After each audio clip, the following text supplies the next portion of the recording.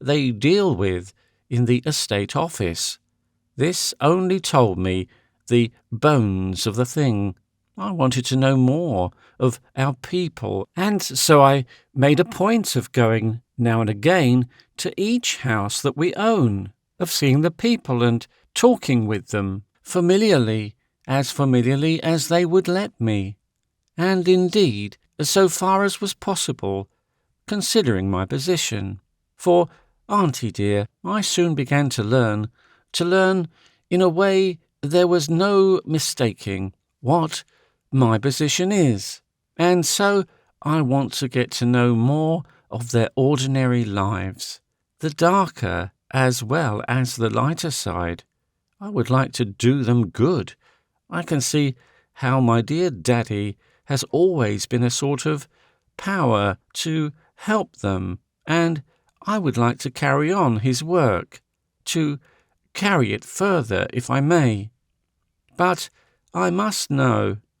Her aunt had been listening with growing interest and with growing respect too, for she realized the intense earnestness which lay behind the girl's words and her immediate purpose.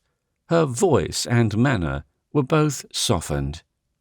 "But, my dear, surely it is not necessary to go into the court to know these things.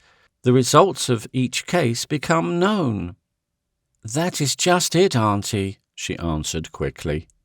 "The magistrates have to hear the two sides of the case before even they can make up their minds. I want to hear both sides too. If people are guilty, I want to know the case of their guilt. If they are innocent, I want to know what the circumstances can be which make innocence look like guilt. In my own daily life, I may be in the way of just such judgments, and surely it is only right that judgment should be just." Again she paused. There rose before her mind that conversation in the churchyard, when Harold had said that it was difficult for women to be just. Miss Rowley reflected too. She was becoming convinced that in principle the girl was right, but the details were repugnant as ever to her. Concentrating her mind on the point where she felt the ground firm under her, she made her objection. "But, Stephen, dear, there are so many cases that are sordid and painful. The more need to know of sordid things, if sordidness plays so important part in the tragedy of their lives. But there are cases which are not within a woman's province, cases that touch sin." "What kind of sin do you mean? Surely all wrongdoing is sin." The old lady was embarrassed, not by the fact, for she had been for too many years the mistress of a great household, not to know something of the subject on which she spoke, but that she had to speak of such a matter to the young girl whom she loved. "The sin, my dear, of woman's wrongdoing, a woman, of motherhood, without marriage." All Stephen's nature seemed to rise in revolt. "Why, Auntie?" She spoke out at once. "You yourself show the want of the very experience I look for." "How? What?" asked the old lady, amazed and bristling. Stephen took her hand and held it affectionately as she spoke. "You speak of a woman's wrongdoing, when surely it is a man as well. There does not seem to be blame for him who is the more guilty, only poor women. And, Auntie dear, it is such poor women that I should like to help, not when it is too late, but before. But how can I help unless I know? Good girls cannot tell me, and good women won't. You yourself, Auntie, didn't want to speak on the subject even to me. But, my dear child, these are not things for unmarried women. I never speak of them myself except with matrons." Stephen's answer flashed out like a sword and cut like one. "And yet you are unmarried." "Oh, Auntie dear, I did not, and I do not mean to be offensive, or to hurt you in any way. I know, dear, your goodness and your kindness to all, but you limit yourself to one side." The elder lady interrupted. "How do you mean? One side? Which side? The punishment side. I want to know the cause of that which brings the punishment. There surely is some crossroad in a girl's life where the ways part. I want to stand there if I can, with a warning in one hand and help in the other. Oh, Auntie, Auntie, can't you see that my heart is in this? These are our people. Daddy says they are to be my people, and I want to know their lives, right through, to understand their wants and their temptations, and their weaknesses, bad and good, whatever it be. I must know it all, or I shall be working in the dark, and may injure or crush where I have looked to help and raise." As she spoke, she looked glorified.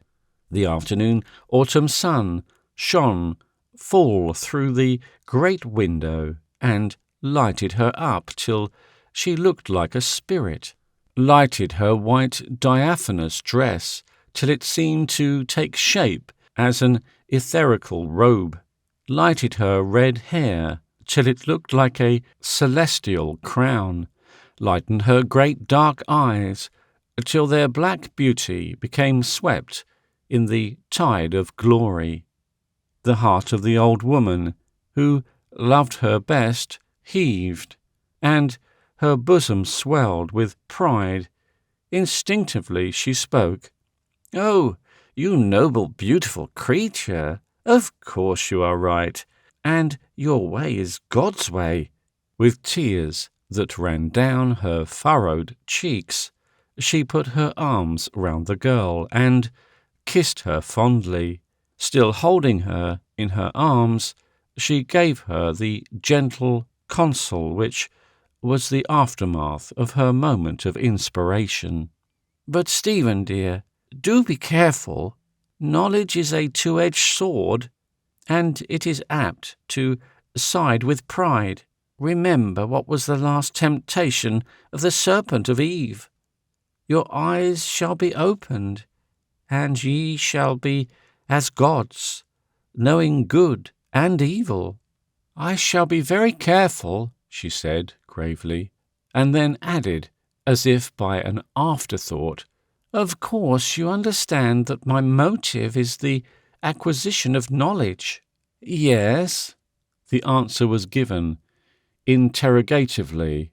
"Don't you think, dear, that Eve's object was not so much the acquisition of knowledge as the gratification of curiosity?" "That may be," said the elder lady in a doubtful tone. "But, my dear, who is to enlighten us as to which is which? We are apt in such matters to deceive ourselves. The more we know, the better are we able to deceive others, and the better we are able to deceive others, the better we are able to deceive ourselves. As I tell you, dear, knowledge is two-edged and needs extra carefulness in its use." "True," said Stephen, reflectively. Long after her aunt had gone, she sat thinking. Once again did Miss Rowley try to restrain Stephen from a project. This was when a little later she wished to go for a few days to the University Mission House in the East End of London. Ever since her visit to Oxford, she had kept up a correspondence with her mother's old friend. It was this lady's habit to spend a part of vacation in the mission and Stephen had had much correspondence with her regarding the work. At last, she wrote that if she might, she would like to come and see for herself. The answer was a cordial invitation, armed with which she asked her father to allow her to go. He at once assented. He had been watching keenly the development of her character, and had seen with pride and satisfaction that, as time went on, she seemed to acquire greater resolution, larger self-dependence. She was becoming more and more of his ideal. Without losing any of her womanhood, she was beginning to look at things more from a man's point of view than is usually done by or possibly to women. When she returned at the end of the week, she was full of new gravity. After a while, this so far changed that her old lighter moods began to have their place, but it seemed that she never lost, and that she never would lose, the effect of that week of bitter experience amongst the submerged 10th. The effect of the mental working was shown by a remark made by Harold when home on his next college vacation. He had been entering with her on a discussion of an episode of the estate. "Stephen, you are learning to be just." At the moment she was chagrined by the remark, though she accepted it in silence, but later, when she had thought the matter over, she took from it infinite pleasure. This was indeed to share man's ideas, and to think with the workings of a man's mind. It encouraged her to further and larger ideas, and to a greater toleration than she had hitherto dreamed of. Of course, of all those who loved her, none seemed to understand so fully as Letitia Rowley the change in her mental attitude, or rather the development of it. Now and again she tried to direct or modify certain coming forces so that the educational process in which she had always had a part would continue in the right direction. But she generally found that the girl had been over the ground so thoroughly that she was able to defend her position. Once, when she had ventured to remonstrate with her regarding her attitude of women's equality with man, she felt as if Stephen's bark was indeed entering on dangerous seas. The occasion had arisen thus. Stephen had been what her aunt had stigmatized as laying down the law with regard to the position of married women, and Miss Rowley, seeing a good argumentative opening, remarked, "But what if a woman does not get the opportunity of being married?" Stephen looked at her a moment before saying with conviction, "It is a woman's fault if she does not get the opportunity." The old lady smiled as she answered, "Her fault, my dear? What if no man asks her?" This seemed to her own mind a poser. "Still her own fault? Why doesn't she ask him?" Her aunt's lorgnon was dropped in horrified amazement. Stephen went on impassively. "Certainly, why shouldn't she? Marriage is a union, as it is, in the eyes of the law, a civil contract. Either party to it should be at liberty to originate the matter. If a woman is not free to think of a man in all ways, how is she to judge of the suitability of their union? And if she is free in theory, why not free to undertake, if necessary, the initiative in a matter so momentous to herself?" The old lady actually groaned and wrung her hands. She was horrified at such sentiments. They were daring enough to think, but to put them in words? "Oh, my dear," she moaned. "Be careful what you say. Someone might hear you, who would not understand, as I do, that you are thinking theory." Stephen's habit of thought stood to her here. She saw that her aunt was distressed, and, as she did not wish to pain her unduly, was willing to divert the immediate channel of her fear.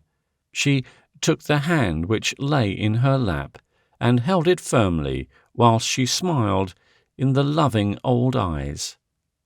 "Of course, auntie dear, it is theory, but still it is theory which I hold very strongly." Here a thought struck her, and she said suddenly, "Did you ever? How many proposals did you have, auntie?" The old lady smiled. Her thoughts were already diverted. "Several, my dear. It is so long ago that I don't remember." "Oh, yes, you do, auntie. No woman ever forgets that, no matter what else she may or may not remember. Tell me, won't you?" The old lady blushed slightly as she answered, "There is no need to specify, my dear.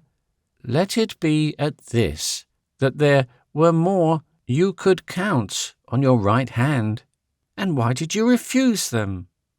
The tone was weeding, and the elder woman loved to hear it. Weeding is the courtship by the young of the old. "Because, my dear, I didn't love them. But tell me, auntie, was there never anyone that you did love?" "Ah, my dear, that is a different matter. That is the real tragedy of a woman's life." In flooding, reminiscent thought, she forgot her remonstrating. Her voice became full of natural pathos. "To love and be helpless, to wait and wait and wait, with your heart all aflame, to hope and hope till time seems to have passed away, and all the world to stand still on your hopeless misery, to know that a woman might open up heaven and yet to have to remain mute, to keep back the glances that could enlighten, to modulate the tones that might betray, to see all you hoped for passing away." Stephen bent over and kissed her, then, standing up, said, "I understand. Isn't it wrong, auntie, that there should be such tragedies? Should not that glance be given? Why should that one be checked? Why should one be mute when a single word would avert the tragedy? Is it not possible, auntie, that there is something wrong in our social system when such things can happen, and can happen so often?" She looked remorseless, as well as irresistible in the pride of her youthful strength, as, with eyes that blazed, not flashed as in passion, but with a steady light that seemed to burn, she continued, "Some day women must learn their own strength, as well as they have learned their own weaknesses. They are taught this later from their cradles up, but no one ever seems to teach them wherein their power lies. They have to learn this for themselves, and the process and the result of the self-teaching are not good. In the university settlement I learned much that made my heart ache, but out of it there seemed some lesson for good." She paused, and her aunt, wishing to keep the subject towards higher things, asked, "And that lesson, Stephen dear?" The blazing eyes turned to her so that she was stirred by them as the answer came. It is bad women who seem to know men best, and to be able to influence them most. They can make men come and go at will.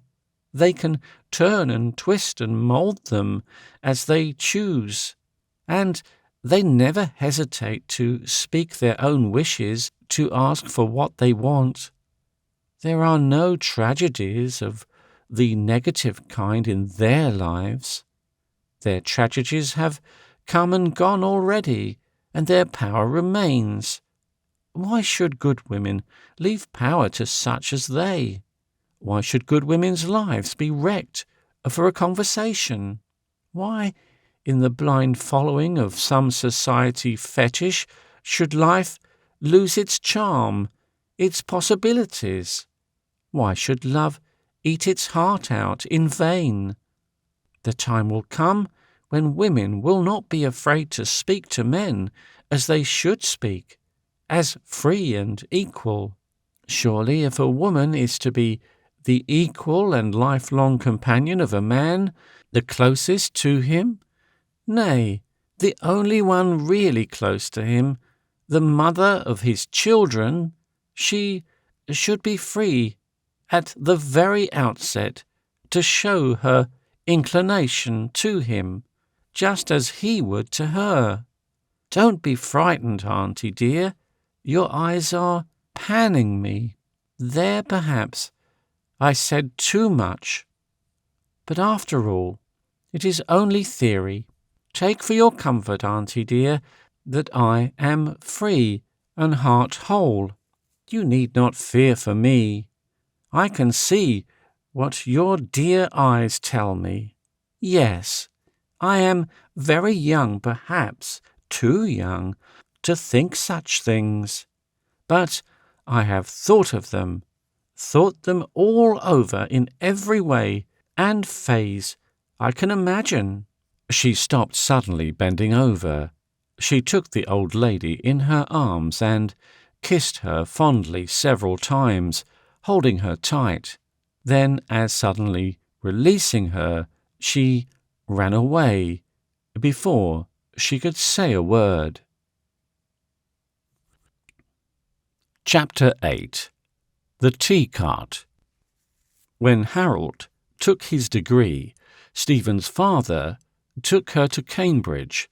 She enjoyed the trip very much indeed. It seemed under conditions that were absolutely happy. When they had returned to Normanstand, the squire took an early opportunity of bringing Harold alone into the study. He spoke to him with what in a very young man would have seemed diffidence. "I have been thinking, Harold, that the time has come when you should be altogether your own master. I am more than pleased, my boy, with the way you have gone through college. It is, I am sure, just as your dear father would have wished it, and as it would have pleased him best."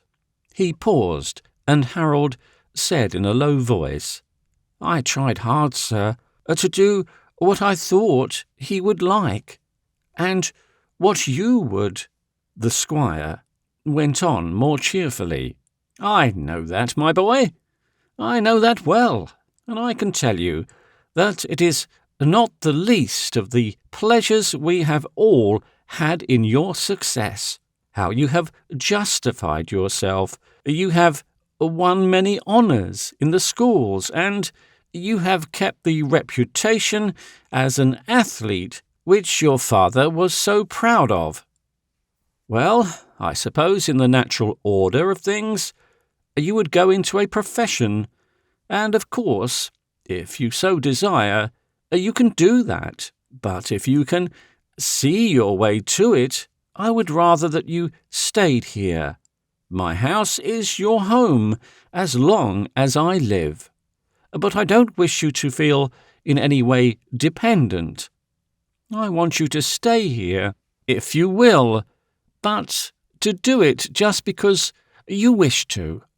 To this end I have made over to you the estate at camp, which was my father's gift to me when I came of age. It is not a very large one, but it will give you a nice position of your own, and a comfortable income. And with it goes my blessing, my dear boy. Take it as a gift from your father and myself." Harold was much moved, not only by the act itself, but by the gracious way of doing it. There were tears in his eyes as he wrung the squire's hand. His voice thrilled with feeling as he said, "Your many goodnesses to my father's son, sir, will, I hope, be justified by his love and loyalty. If I don't say much, it is because I do not feel quite master of myself. I shall try to show in time, as I cannot say it all at once, all that I feel." Harold continued to live at Normanstand. The house at camp was in reality a charming cottage. A couple of servants were installed, and now and again he stayed there for a few days, as he wished to get accustomed to the place. In a couple of months, everyone accepted the order of things, and life at Normanstand went on much as it had done before Harold had gone to college. There was a man in the house now instead of a boy. That was all. Stephen, too, was beginning to be a young woman, but the relative positions were the same as they had been. Her growth did not seem to make an ostensible difference to anyone.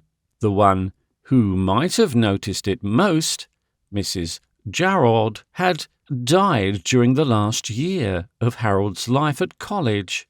When the day came for the quarterly meeting of the magistrates of the county of Gloucester, Squire Rowley arranged as usual to drive Squire Norman. This had been their habit for a good many years. The two men usually liked to talk over the meeting as they returned home together. It was a beautiful morning for a drive, and when Rowley came flying up the avenue in his tea-cart with 3 magnificent bays, Stephen ran out on the top of the steps to see him draw up. Rowley was a fine whip, and his horses felt it. Squire Norman was ready, and, after a kiss from Stephen, climbed into the high cart. The men raised their hats and waved goodbye. A word from Rowley, with a bound, the horses were off. Stephen stood looking at them, delighted. All was so sunny, so bright, so happy. The world was so full of life and happiness today that it seemed as it would never end, that nothing except good could befall. Harold later on that morning was to go into Gloucester also. So Stephen, with a lonely day before her, set herself to take up loose ends of all sorts of little personal matters. They would all meet at dinner, as Rowley was to stop the night at Normanstand. Harold left the club in good time to ride home to dinner. As he passed the country hotel, he stopped to ask if Squire Norman had left, and was told that he had started only a short time before with Squire Rowley in his tea-cart. He rode on fast, thinking that perhaps he might overtake them and ride on with them. But the bays knew their work and did it. They kept their start. It was only at the top of the North Hill, 5 miles out of Gloucester, that he saw them in the distance, flying along the level road. He knew he would not now overtake them, and so rode on somewhat more leisurely. The Gloucester high road, when it has passed the village of Brackling, turns away to the right behind the great clump of oaks. From this, the road twists to the left again, making a double curve, and then runs to Norling Parva in a clear stretch of some miles before reaching the sharp turn down the hill, which is marked dangerous to cyclists.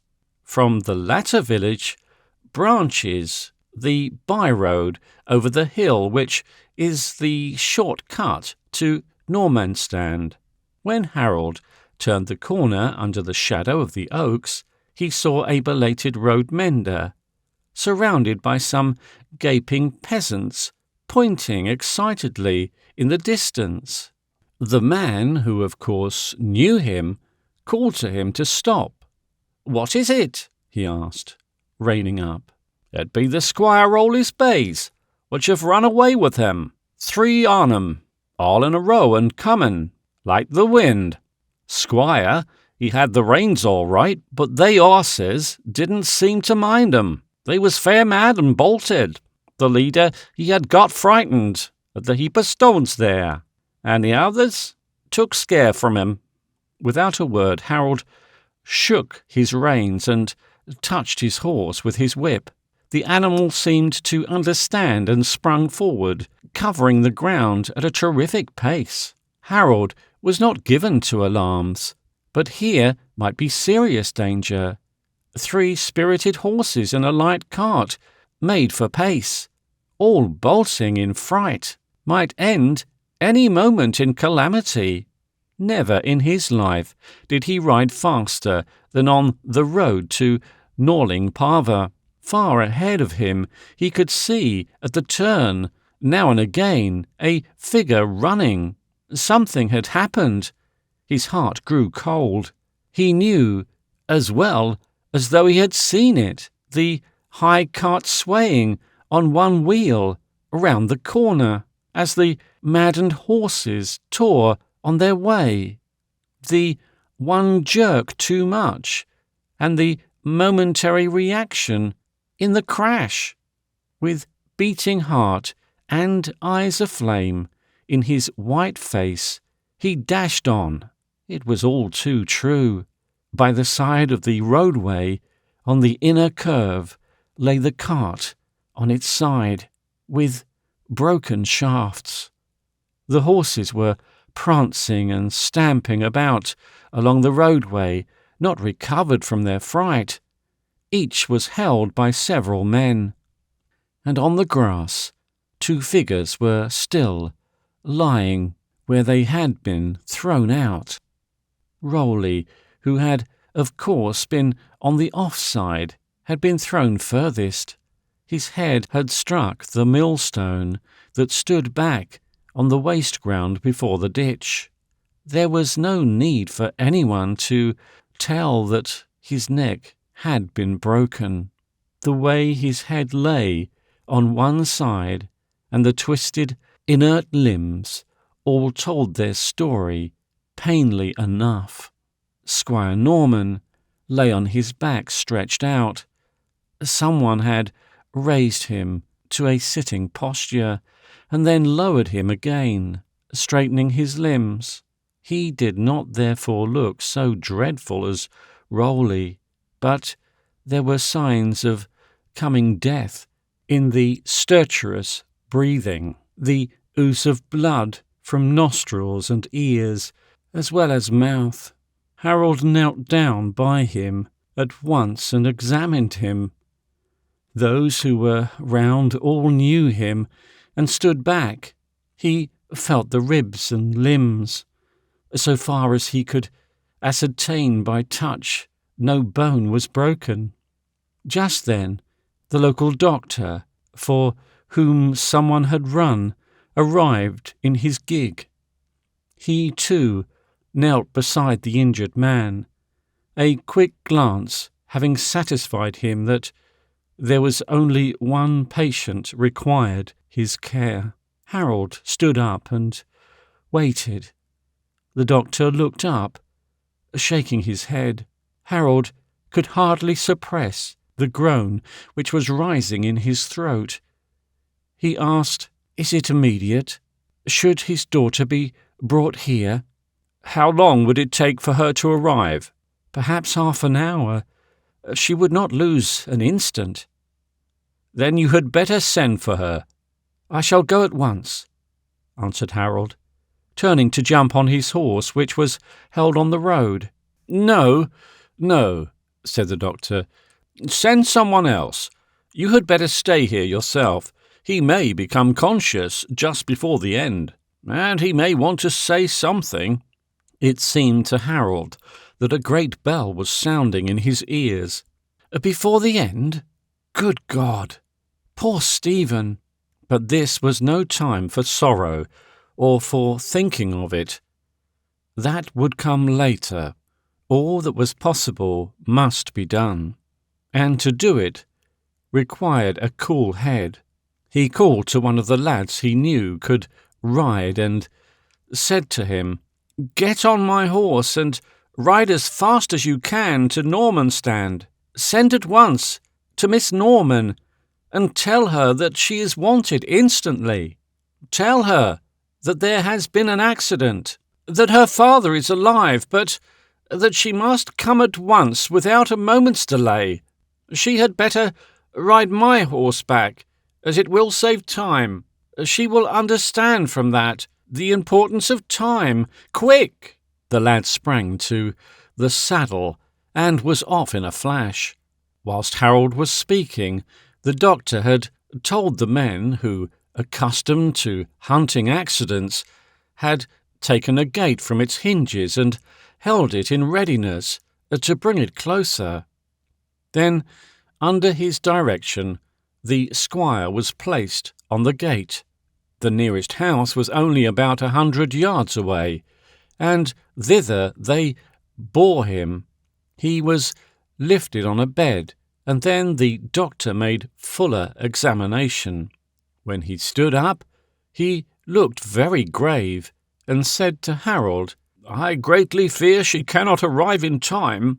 The bleeding from the ears means rupture of the brain. It is relieving the pressure, however, and he may recover consciousness before he dies. You had better be close to him.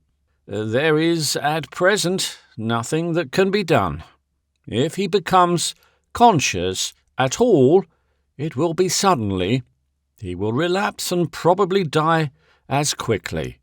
All at once Norman opened his eyes and, seeing him, said quietly, as he looked around, "What place is this, Harold?" "Martin's. James Martin's, sir. You were brought here after the accident." "Yes, I remember. Am I badly hurt?" "I can feel nothing." "I fear so, sir. I have sent for Stephen." "Sent for Stephen? Am I about to die?" His voice, though feeble, was grave and even. "Alas, sir, I fear so." He sank on his knees as he spoke and took him, his second father, in his arms. "Is it close?" "Yes." "Then listen to me.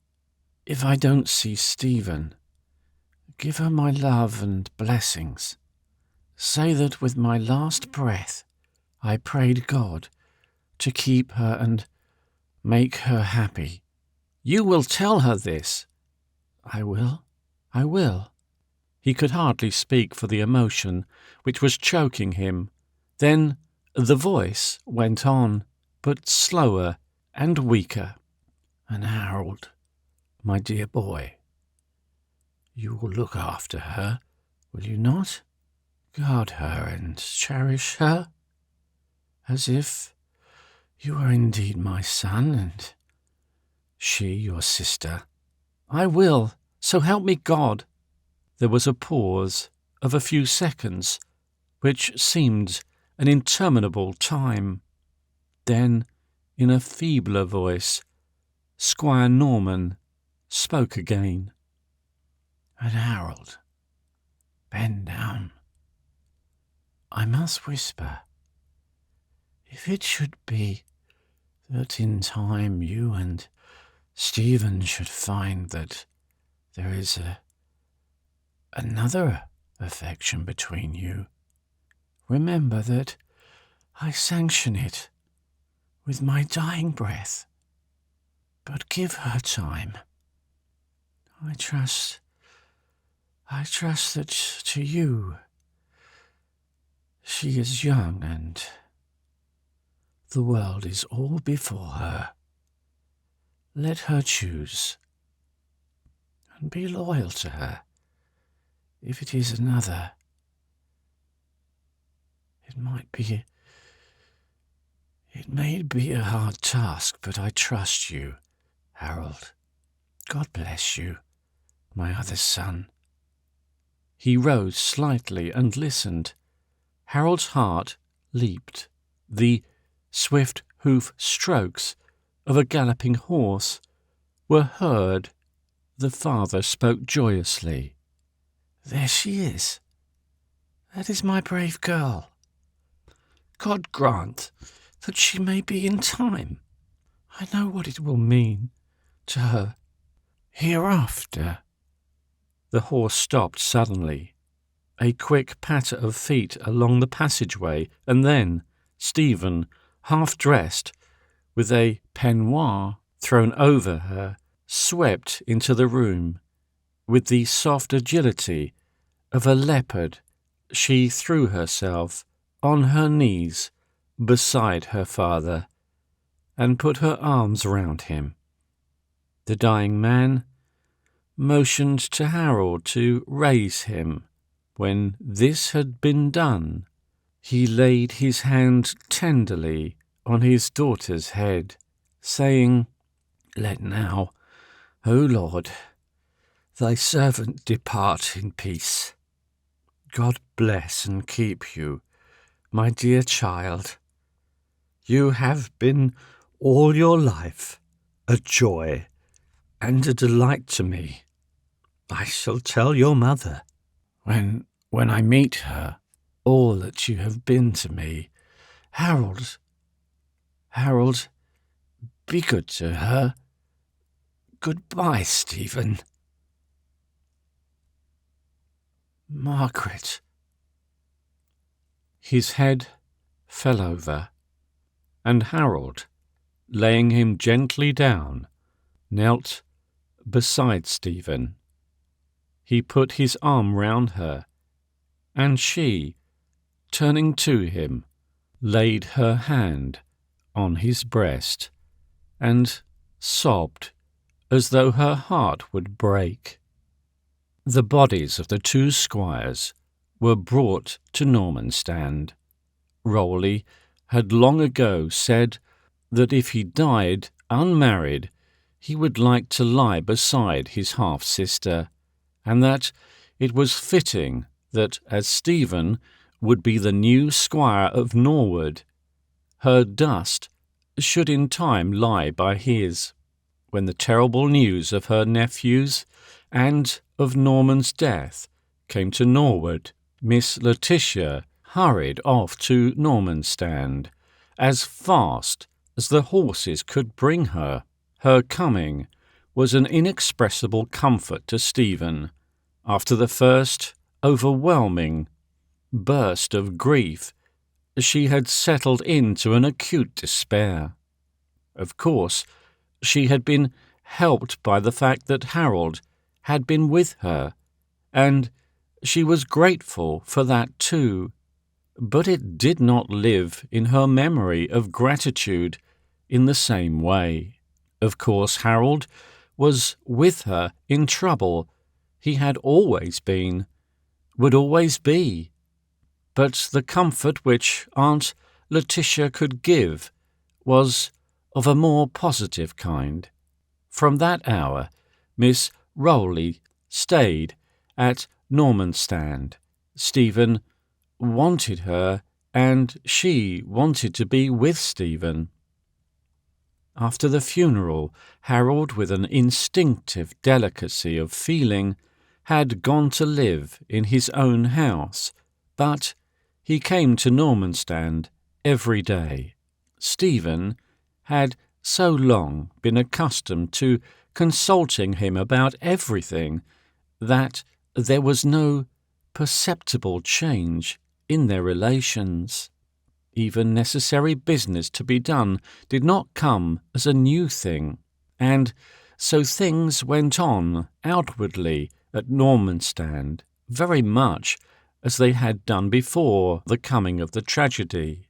But for a long time Stephen had occasional bursts of grief, which to witness was positive anguish to those who loved her.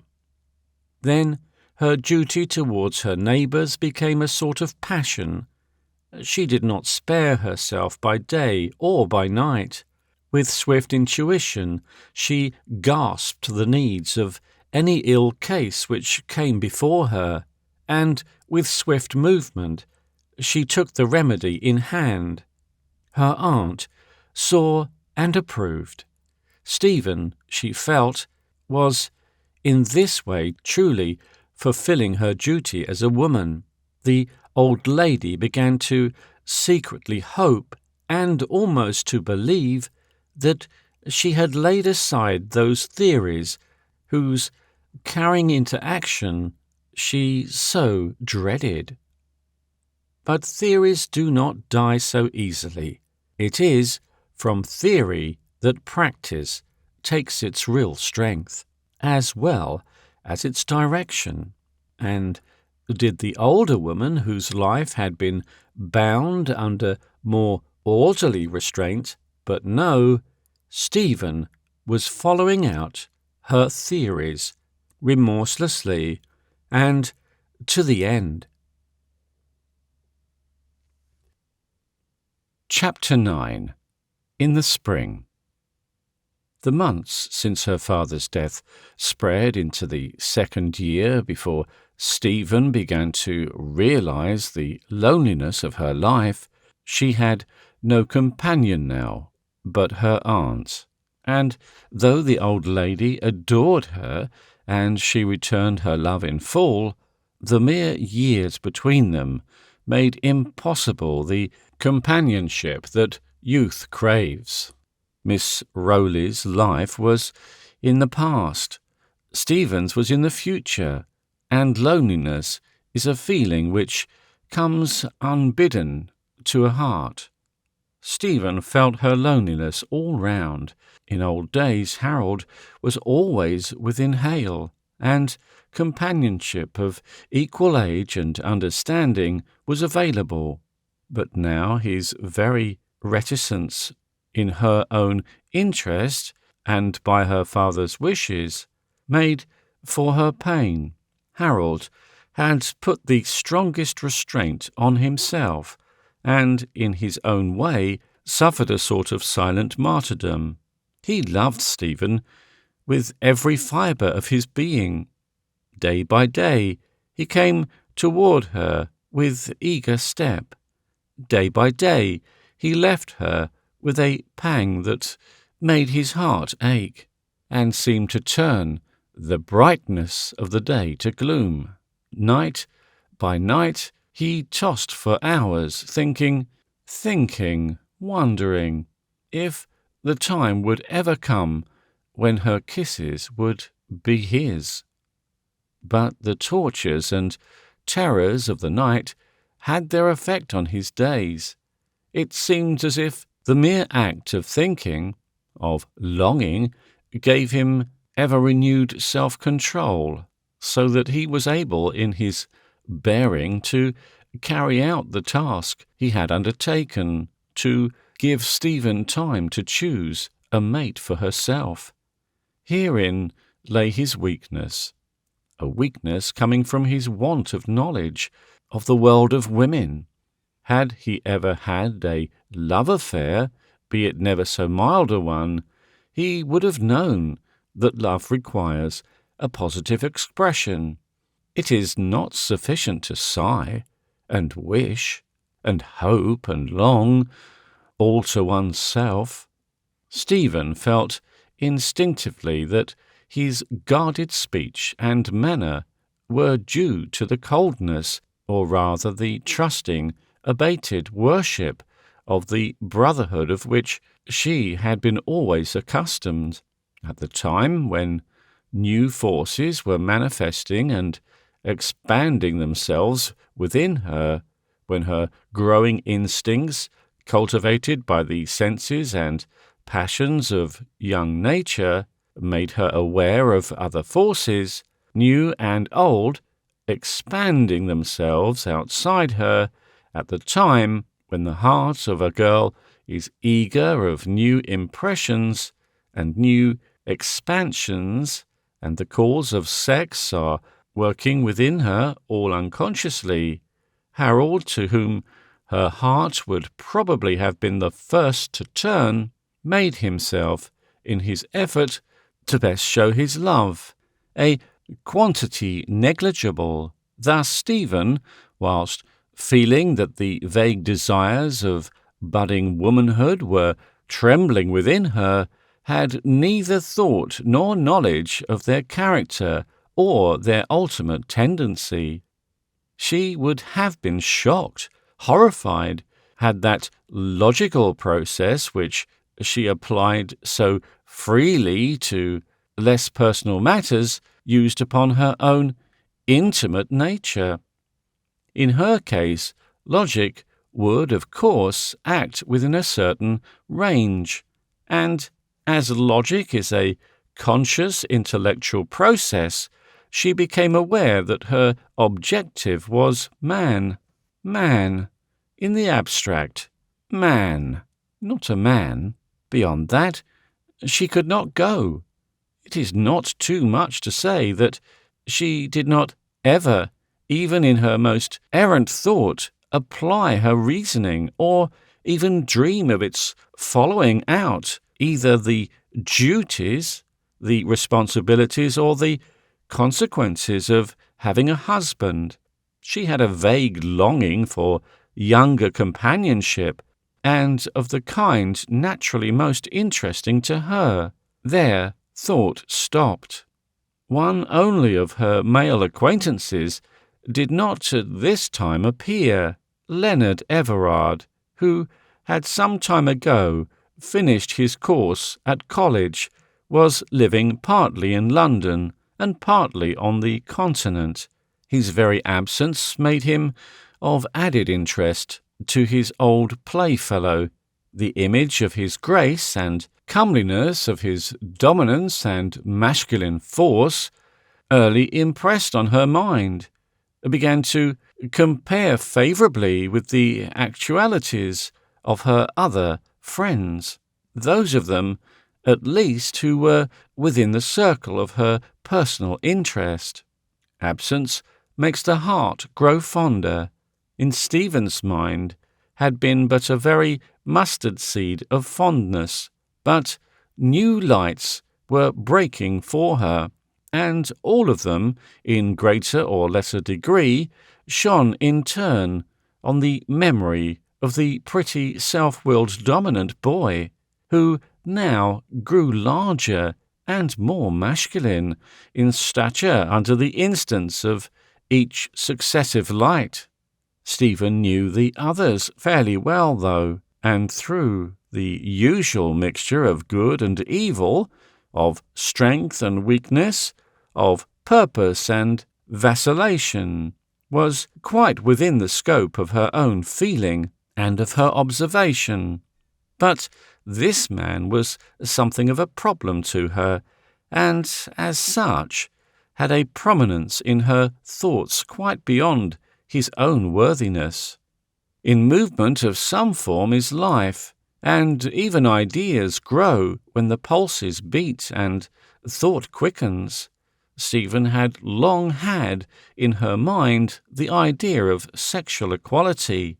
For a long time, in defence to her aunt's feelings, she had not spoken of it, for the old lady winced in general under any suggestion of a breach of convention. But though her outward expression, being thus curbed, had helped to suppress or minimize the opportunities of inward thought, the idea had never left her. Now, when sex was consciously or unconsciously a dominating factor in her thoughts, the dormant idea woke to new life. She had held that if men and women were equal, the women should have equal rights and opportunities as the man. It had been, she believed, an absurd conventional rule that such a thing as the proposal of marriage should be entirely the prerogative of a man. And then came to her, as it ever does to women, opportunity. Opportunity, the cruelest, most remorseless, most unsparing, subtlest foe that womanhood has.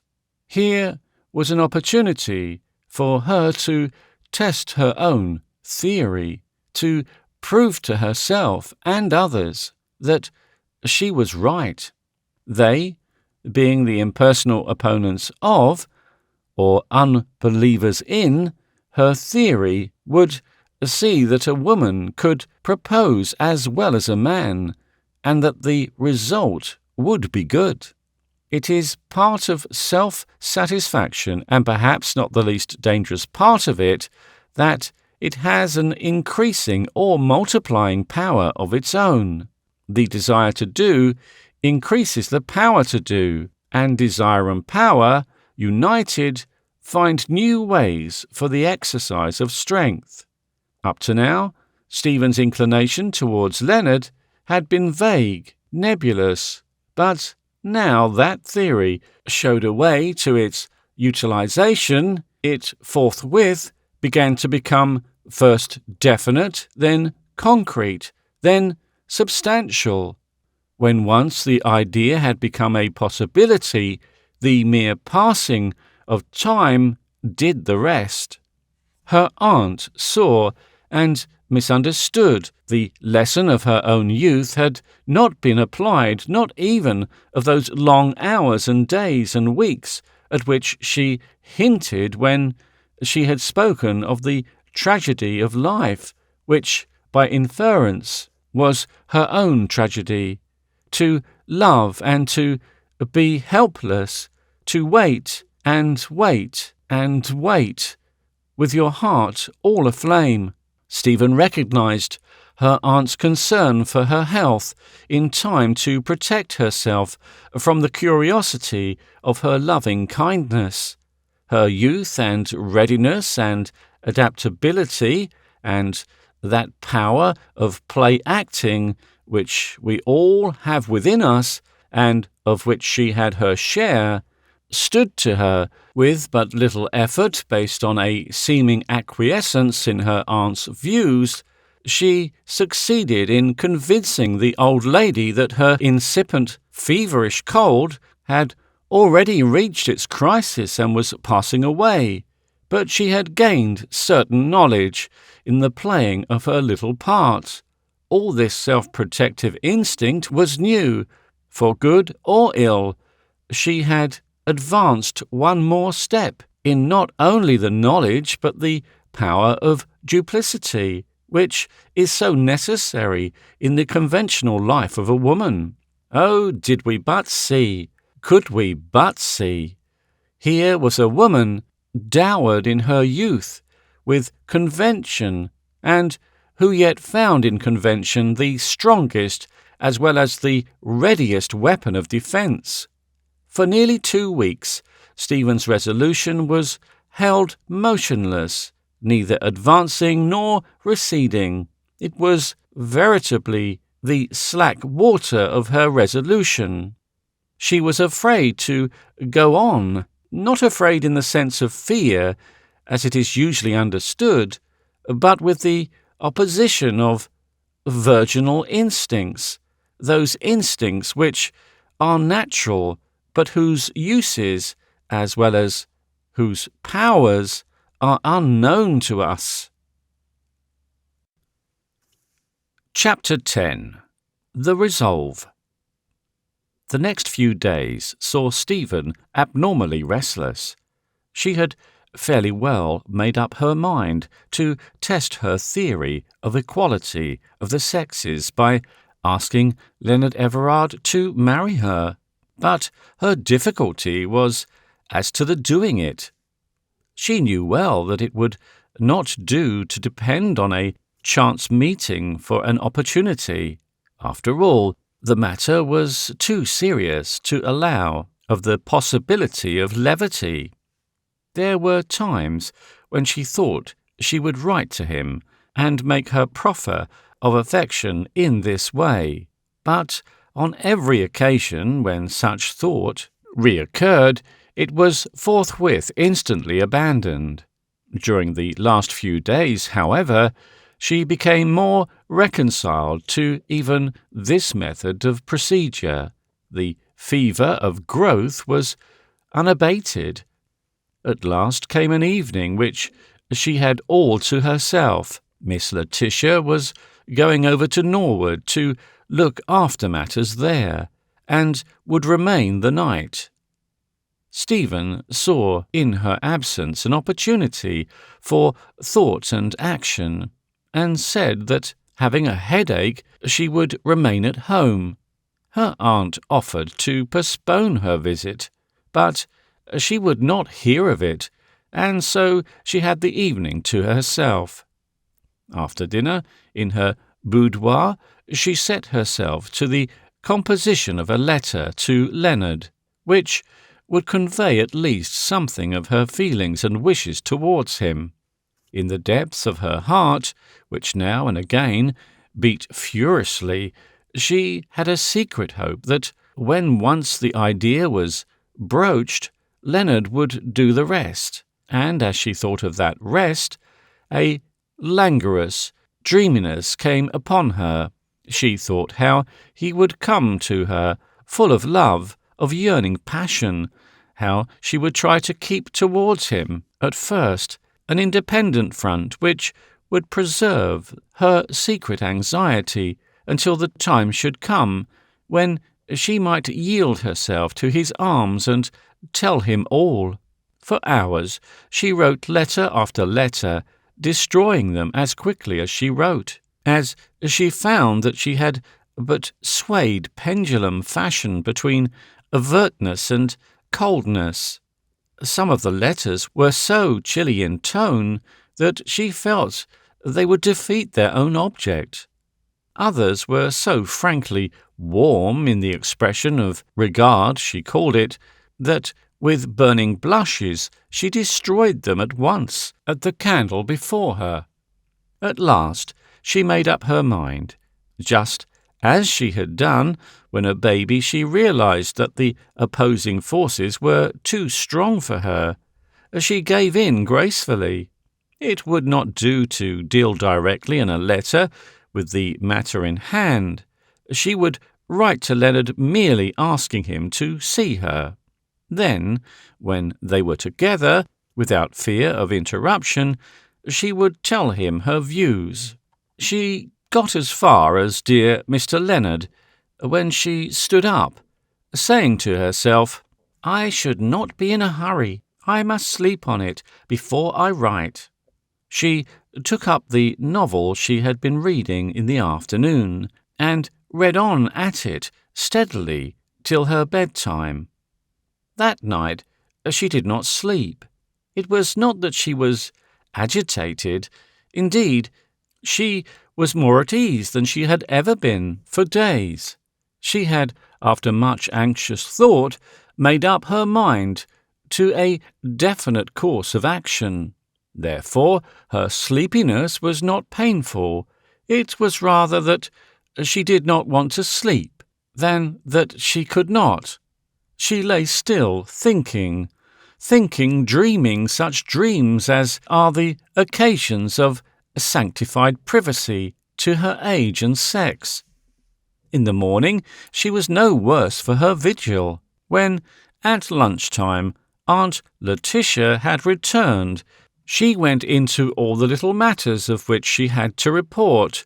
It was after tea-time when she found herself alone, and with leisure to attend to what was, she felt directly, her own affair. During the night she had made up her mind exactly what to say to Leonard, and as her specific resolution bore the test of daylight, she was satisfied. The opening words had in their inception caused her some concern, but after hours of thought she had come to the conclusion that to address, under the circumstance, the recipient of the letter as dear Mr. Everard would hardly do. The only possible justification of her unconventional act was that there existed already a friendship, an intimacy of years, since childhood, that there were already between them knowledge and understanding of each other, that what she was doing, and about to do, was but a further step in a series of events long ago undertaken.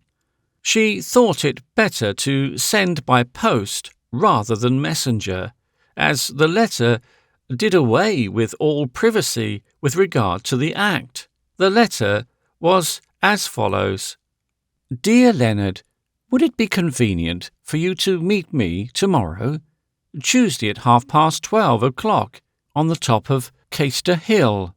I want to speak about a matter that may have some interest to you, and it will be more private there than in the house. Also, it will be cooler in the shade on the hilltop. Yours sincerely, Stephen Norman.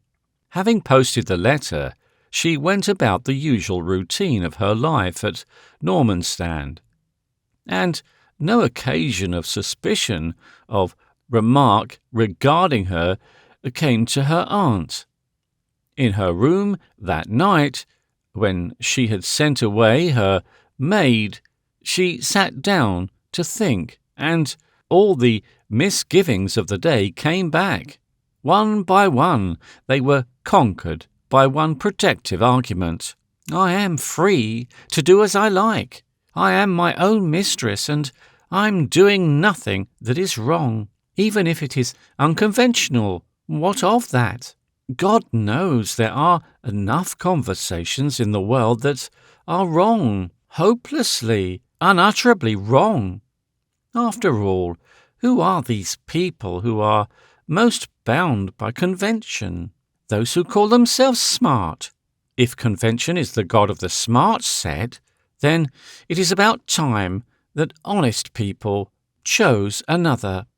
Leonard received the letter at breakfast time. He did not give it any special attention, as he had other letters at the same time, some of which were, if less pleasant, of more immediate importance.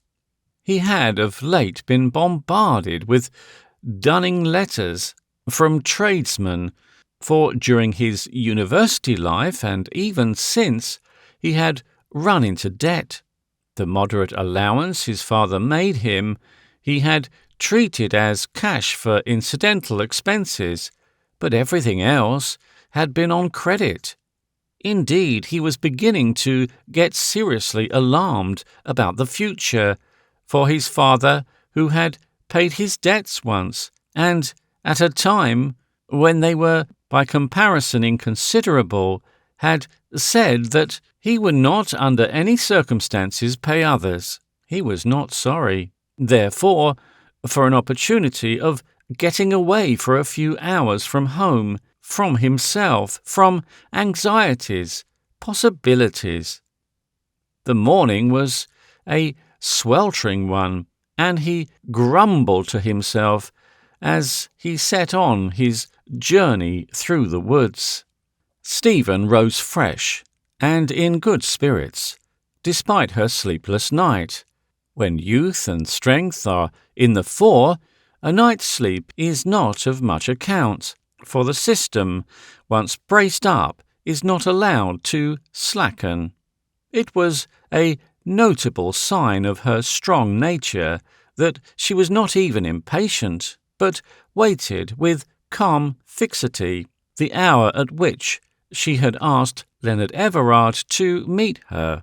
It is true that, as the time grew closer, her nerve was less marked, and just before it She was a girl and nothing more, with all girls' diffidence, a girl's self-distrust, a girl's abnegation, a girl's plasticity. In the morning, purely personal aspect of her enterprise, Stephen's effort was more conscious. It is hardly possible for a pretty woman to seek in her study of perfection the aid of her mirror and to be unconscious of her aims. There must certainly be at least one dominant purpose, the achievement of success. Stephen did not attempt to deny her own beauty. On the contrary, she gave it the fullest scope. There was a certain triumph in her glance as she took her last look in her mirror, a gratification of her wish to show herself in the best way possible. It was a very charming picture which the mirror reflected. It may be that there is a companionship in a mirror, especially to a woman, that the reflection of oneself is an emboldening presence, a personality which is better than the actuality of an unvalued stranger. Certainly, when Stephen closed the door and stood in the wainscoped passage, which was only dimly lit by the high window at either end, her courage seemed at once to ooze away.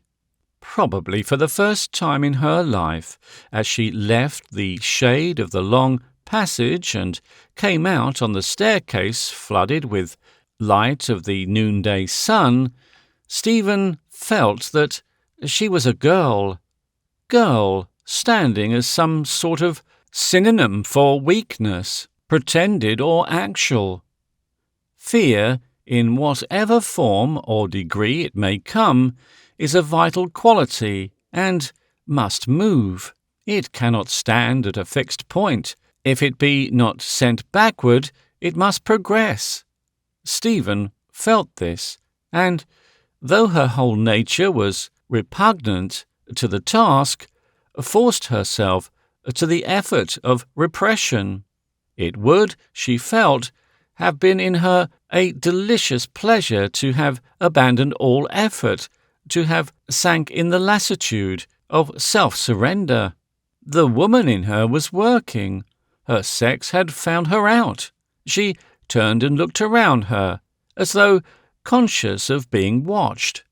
Then, seeing that she was alone, she went her way with settled purpose, with flashing eyes, and glowing cheeks, and a beating heart. A heart, all women, since it throbbed the most with apprehension when the enemy, man, was the objective of her most resolute attack. She knew that she must keep moving, that she must not stop or pause, or her whole resolution must collapse. And so she hurried on, fearful lest a chance meeting with anyone might imperil her purpose. On she went, through the faint mass green paths, through meadows rich with flowering grasses and the many reds of the summer wild flowers, and so up through the path cut in the natural dipping of the rock that rose over Caister Hill and formed a strong base for the clump of great trees that made a landmark for many a mile around. During the first part of her journey between the house and the hilltop, she tried to hold her purpose at arm's length. It would be sufficient to face its terrors when the time had come. In the meantime, the matter was of such overwhelming importance that nothing else could take its place. All she could do was to suspend the active part of the thinking faculties and leave the mind only receptive. But when she had passed through the thin belt of stunted oak and beech, which hedged in the last of the lush meadows, and caught sight of the clump of trees on the hilltop, she unconsciously braced herself as a young regiment loses its tremors when the sight of the enemy breaks upon it. No longer her eyes felt earthward, they were raised, and raised proudly. Stephen Norman was fixed in her intention. Like the women of old, her feet were on the ploughshares, and she would not hesitate. As she drew near to the appointed place, her pace grew slower and slower. The woman in her was unconsciously manifesting itself. She would not be the first in her tryst with a man. Unconsciousness, however, is not a working quality which can be relied upon for staying power. The approach to the trysting place brought once more home to her the strange nature of her enterprise. She had made up her mind to it.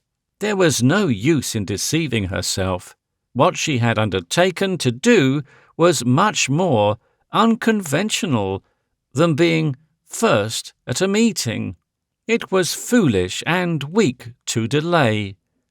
The last thought braced her up, and it was with hurried gait, which alone would have betrayed her to an intelligent observer, that she entered the grove. Chapter 11. The Meeting. Had Stephen been better acquainted with men and women, she would have been more satisfied with herself for being the first at the tryst. The conventional idea, in the minds of most women and of all men, is that a woman should never be the first. But real women, those in whom the heart beats strong and whose blood can leap, know better. These are the commanders of men. In them sex calls to sex, all unconsciously at first, and men answer to their call as they to men's. Two opposite feelings strove for dominance as Stephen found herself on the hilltop alone. One a feeling natural enough to anyone, and especially to a girl, of relief that a dreaded hour had been postponed, the other of chagrin that she was the first. After a few moments, however, one of the two militant thoughts became dominant, the feeling of chagrin. With a pang she thought, if she had been a man and summoned for such a purpose, how she would have hurried to the trysting place, how the flying of her feet would have vied with the quick, rapturous beating of her heart. With a little sigh and a blush, she remembered that Leonard did not know the purpose of the meeting, that he was a friend almost brought up with her since boy and girl times, that he had often been summoned in similar terms, and for the most trivial of social purposes. For nearly half an hour, Stephen sat on the rustic seat under the shadow of the great oak, looking half unconscious of its beauty and yet influenced by it, over the wide landscape stretched at her feet. In spite of her disregard of conventions, she was no fool. The instinct of wisdom was strong within her, so strong that in many ways it ruled her conscious efforts. Had anyone told her that her preparations for this interview were made deliberately with some of the astuteness that dominated the devil when he took Jesus to the top of a high mountain and showed him all the kingdoms of the earth at his feet, she would have, and with truth, denied it with indignation. Nevertheless, it was fact that she had, in all unconsciousness, chosen for the meeting a spot which would evidence to a man, consciously or unconsciously, the desirability, for his own sake, of acquaintances in her views and wishes. For all This spreading landscape was her possession, which her husband would share. As far as the eye could reach was within the estate which she had inherited from her father and her uncle. The half-hour passed in waiting had in one way its advantages to the girl, though she was still as high-strung as ever. She acquired a larger measure of control over herself. The nervous tension, however, was so complete physically that all her faculties were acutely awake. Very early she became conscious of a distinct footstep. To Stephen's straining ears, the footsteps seemed wondrously slow and more wondrous regular. She felt instinctively that she would have liked to have listened to a more hurried succession of less evenly marked sounds, but notwithstanding these thoughts and the qualms which came in their turn, the sound of the coming feet brought great joy, for after all, they were coming, and coming just in time to prevent the sense of disappointment at their delay gaining firm foothold. It was only when the coming was assured that she felt how strong had been the undercurrent of her apprehension, lest they should not come at all. Very sweet and tender and beautiful Stephen looked at this moment. The strong lines of her face were softened by the dark fire in her eyes, and the feeling which glowed in the deep blushes which mantled her cheeks. The proudness of her bearing was no less marked than ever, but in the willowy sway of her body there was a yielding of mere sorry pride. In all the many moods which the gods allow to good women, there is none so dear or so alluring consciously, as well as instinctively, to true men as this self-surrender. As Leonard drew near, Stephen sank softly into a seat, doing so with a guilty feeling of acting a part. When he actually came into the grove, he found her seemingly lost in a reverie as she gazed out over the wide expanse in front of her. He was hot after his walk, and with something very like petulance, threw himself into a cane armchair, exclaiming as he did so, with the easy insolence with old familiarity, "What a girl you are, Stephen! Dragging a fellow all the way up here. Could you have fixed it down below somewhere if you wanted to see me?" Strangely enough, as it seemed to her, Stephen did not dislike his tone of mastery. There was something in it which satisfied her, the unconscious recognition of his manhood as opposed to her womanhood soothed her in a peaceful way. It was easy to yield to a dominant man. She was never more womanly than when she answered him softly. "It was rather unfair, but I thought you would not mind coming so far. It is so cool and delightful here, and we can talk without being disturbed." Leonard was lying back in his chair, fanning himself with his wide-brimmed straw hat, with outstretched legs, wide apart, and resting on the back of his heels. He replied with grunging condescension, "Yes, it is cool enough, after the hot tramp over the fields and through the wood. It's not so good as the house, though. In one way, a man can't get a drink here. I say, Stephen, It wouldn't be half bad if there were a shanty put up here, like those at the Grand's Mulettes or on the Matterhorn. There could be a tap laid on, where a fellow could quench his thirst on a day like this."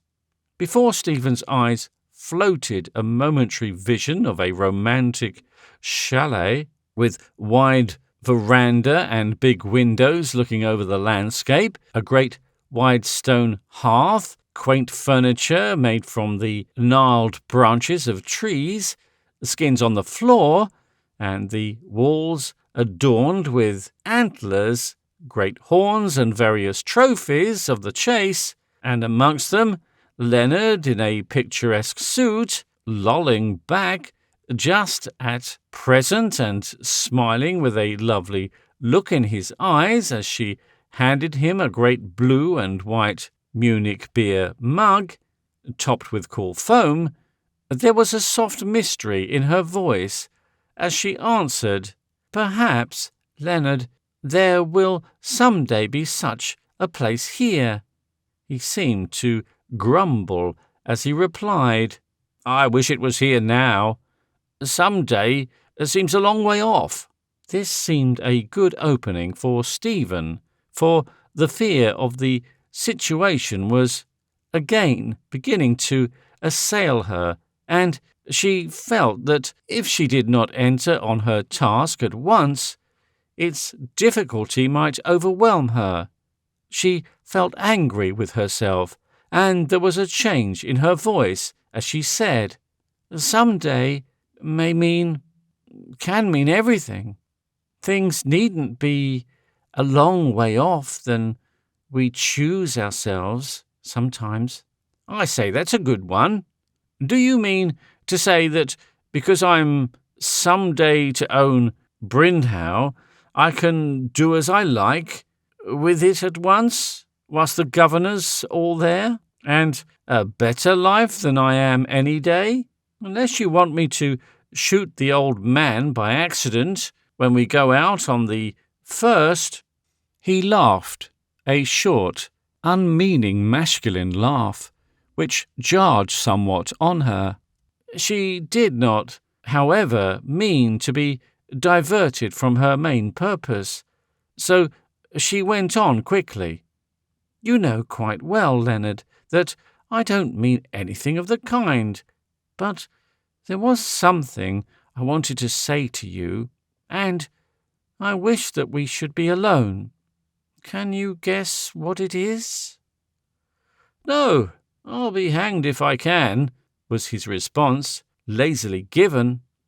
Despite her resolution, she turned her head. She could not meet his eyes. It cut her with a sharp pain to notice when she turned again that he was not looking at her. He continued fanning himself with his hat as he gazed out at the view. She felt that the critical moment of her life had come, that it was now or never as to her fulfilling her settled intention. So, with a rush, she went on her way. "Leonard, you and I have been friends a long time. You know my views on some points, and that I think a woman should be as free to act as a man." She paused. Words and ideas did not seem to flow with the readiness she expected. Leonard's arrogant assurance completed the dragging her back to earth which her own self-consciousness began. "Drive on, old girl. I know you're a crank from Crankville on some subjects. Let us have it for all you're worth. I'm on the grass and listening." Stephen paused. A crank for Crankville? This after her nights of sleepless anxiety, after the making of the resolution which had cost her so much, and which was now actually in process of realization. Was it all worth so much? Why not abandon it now? Abandon it? abandon a resolution? All the obstinacy of her nature, she classed it herself as firmness, rose in revolt. She shook her head angrily, pulled herself together, and went on. That may be, though it's not what I call myself, or what I'm usually called, so far as I know. At any rate, my convictions are honest, and I'm sure you will respect them as such, even if you do not share them. She did not see the ready response in his face, which she expected, and so hurried on. It has always seemed to me that when a woman has to speak to a man, she should do so as frankly as she would like him to speak to her, and as freely, Leonard. As she halted, a sudden idea, winged with possibilities of rescuing procrastination, came to her. She went on more easily. I know you are in trouble about money matters. Why not let me help you? He sat up and looked at her and said genially, Well, Stephen, you are a good old sort, no mistake about it. Do you mean to say you would help me to pay my debts, when the governor has refused to do so any more? It would be a great pleasure to me, Leonard, to do anything for your good or your pleasure. There was a long pause. They both sat looking down at the ground. The woman's heart beat loud. She feared that the man must hear it. She was consumed with anxiety and with a desolating wish to be relieved from the strain of saying more. Surely Leonard could not be so blind as not to see the state of things. He would surely seize the occasion, throw aside his diffidence, and relieve her. His words made a momentary music in her ears as he spoke. And this is what you asked me to come here for? The words filled her with a great shame. She felt herself a dilemma. It had been no part of her purpose to elude his debts.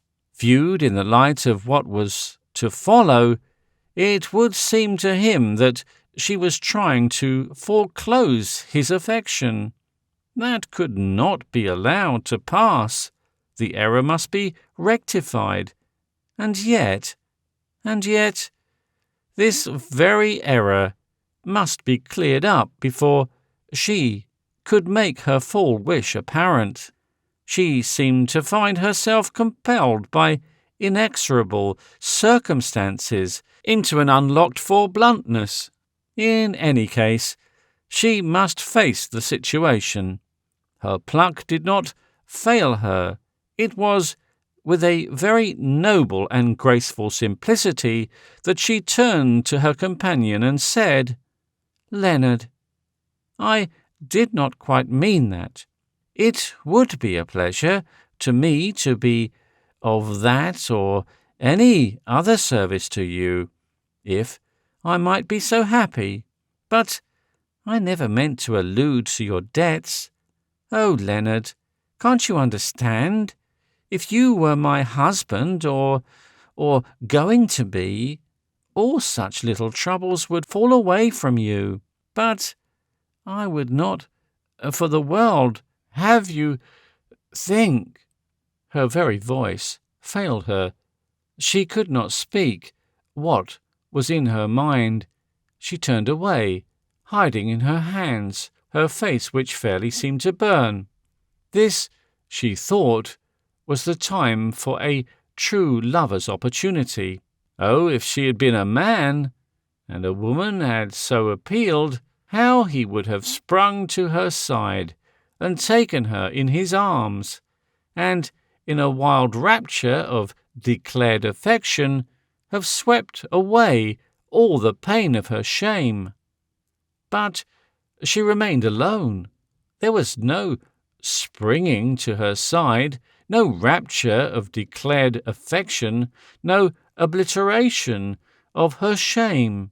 She had to bear it all alone, there in the open, under the eyes that she would fain have seen any other phase of her distress.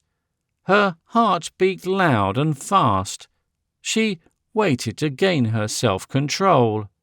Leonard Everard had his faults, plenty of them, and he was in truth composed of an amalgam of far baser metals than Stephen thought.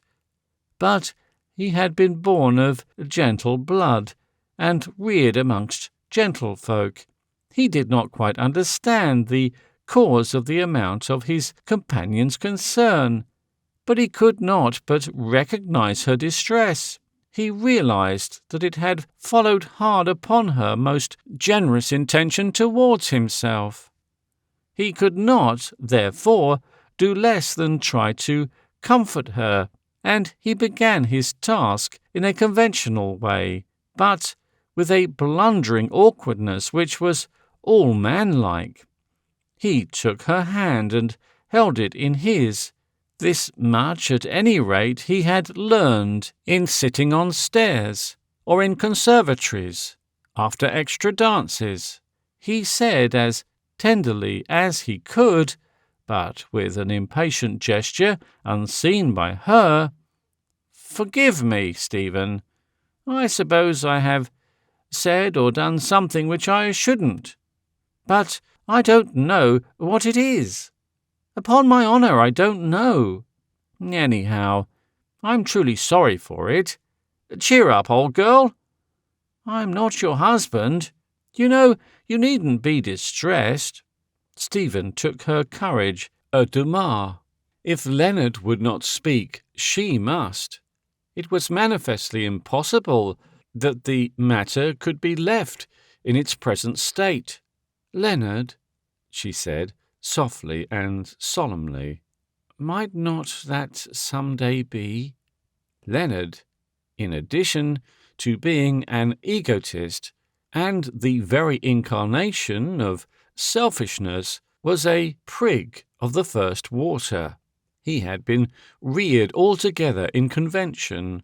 Home life and Eton and Christ Church had taught him many things, wise as well as foolish, but had tended to fix his conviction that affairs of the heart should proceed on adamantine lines of conventional decorum. It never even occurred to him that a lady could so far step from the confines of convention as to take the initiative in a matter of affection.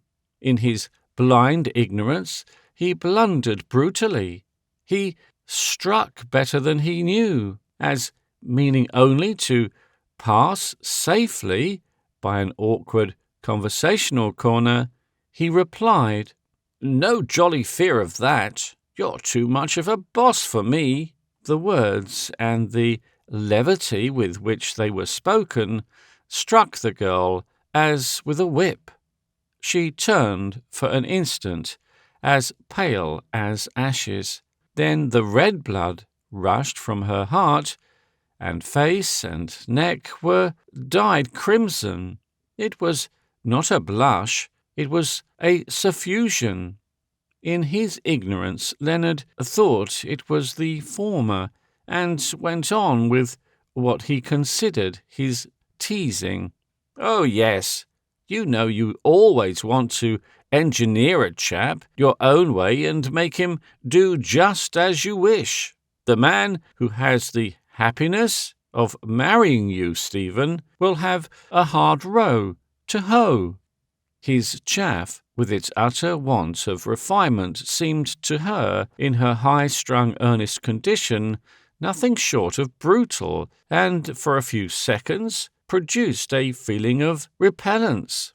But it is in the nature of things that opposition of any kind arouses the fighting instinct of a naturally dominant nature.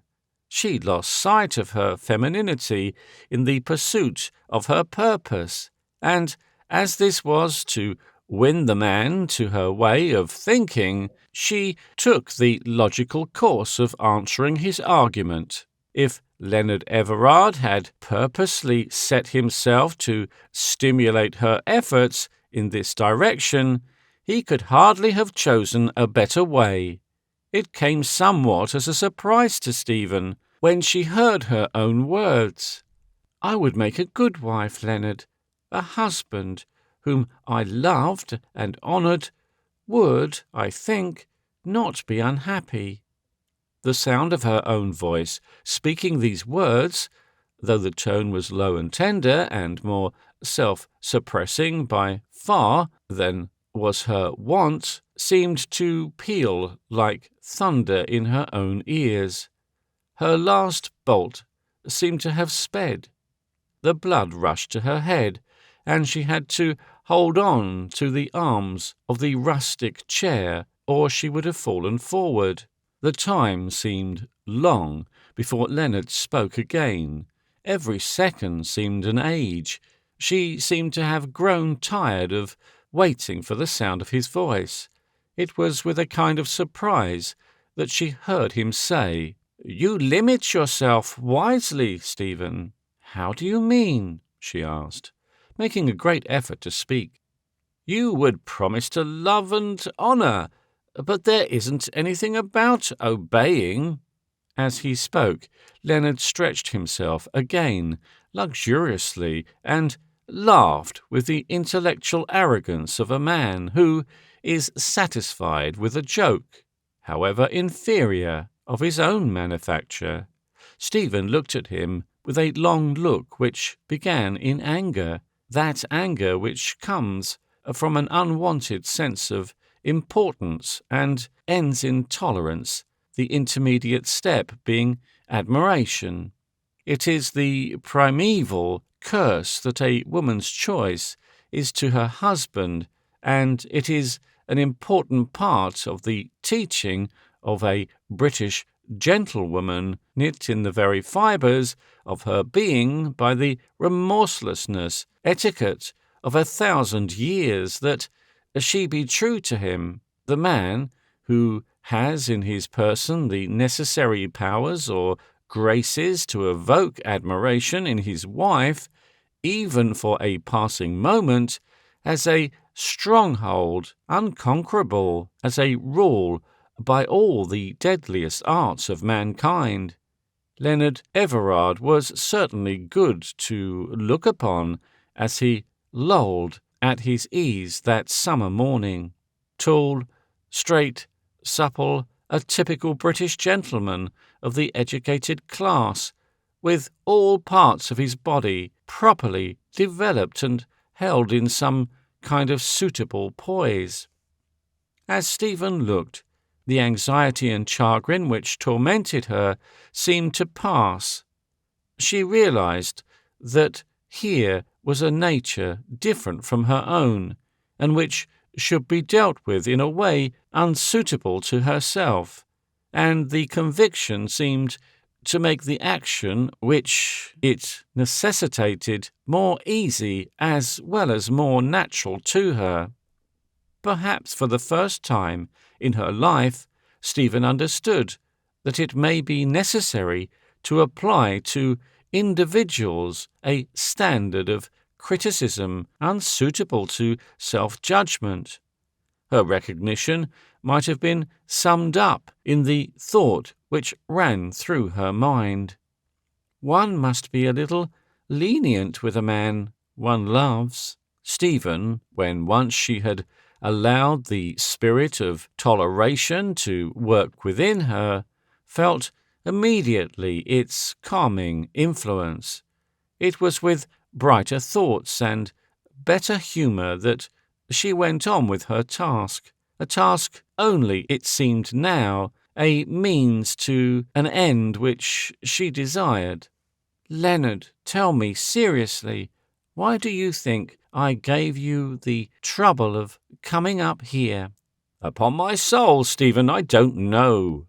You don't seem to care either, lolling like that when I'm serious." The words were acid, but the tone was soft and friendly, familiar and genuine, putting quite a meaning of its own on them. Leonard looked at her indolently. "I like to loll, but can't you even guess, or try to guess, what I ask you?" "I can't guess. The day's too hot, and that shanty with the drinks is not built yet, or may never be." Again he looked at her sleepily. "Never be? Why not?" "Because, Leonard, it may depend on you." "All right, then, drive on. Hurry up the architect and the jerry builder." A quick blush leaped to Stephen's cheeks. The words were full of meaning, though the tone lacked something. But the news was too good. She could not accept it at once. She decided to herself to wait a short time. Many seconds had passed. She rejoiced that she had done so as he went on. "I hope you'll give me a say before that husband of yours comes along. He might be a blue ribbonite, and it wouldn't do to start such a shanty for rotgut." Again a cold wave swept over her. The absolute difference of feeling between the man and herself, his levity against her earnestness, his callous blindness to her purpose, even the commonness of his words chilled her. For a few seconds she wavered again in her intention, but once again his comeliness and her own obstinacy joined hands and took her back to her path. With chagrin she felt that her words almost stuck in her throat, as, summoning up all her resolution, she went on. "It would be for you. I would have it built, Leonard." The man sat up. "For me?" he asked in a sort of wonderment. "Yes, Leonard, for you and me." She turned away. Her blushes so overcame her that she could not look at him. When she faced round again, he was standing up, his back towards her. She stood up also. He was silent for a while, so long that the silence became intolerable, and she spoke. "Leonard, I am waiting." He turned round and said slowly, the absence of all emotion from his face chilling her till her face blanched. "I don't think I would worry about it."